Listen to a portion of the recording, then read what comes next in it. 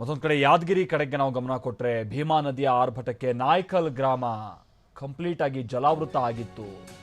ಗ್ರಾಮದ 200ಕ್ಕೂ ಅಧಿಕ ಮನೆಗಳು ಜಲಾವೃತ ಆಗಿದೆ. ಈಗಲೂ ಕೂಡ ಸನ್ನಿವೇಶ ಹಾಗೆ ಇದೆ. ಮನೆಗಳು ಮುಳುಗಿದಂತ ಕಾರಣದಿಂದಾಗಿ ಈಗ ಜನರಿಗೆ ಮನೆಯ ಮೇಲ್ಛಾವಣಿನೇ ಆಸರೆಯಾಗಿದೆ.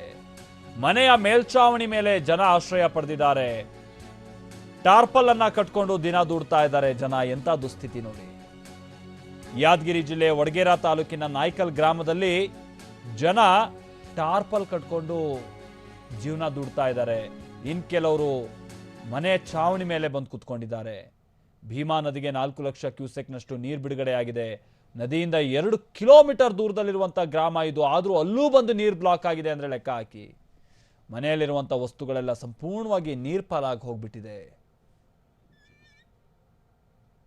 ಅಲ್ಲಿನ ಗ್ರಾಮಸ್ಥರಿಗೆ ಬಹಳ ಹೊಡೆತ ಕೊಟ್ಟುಬಿಟ್ಟಿದೆ.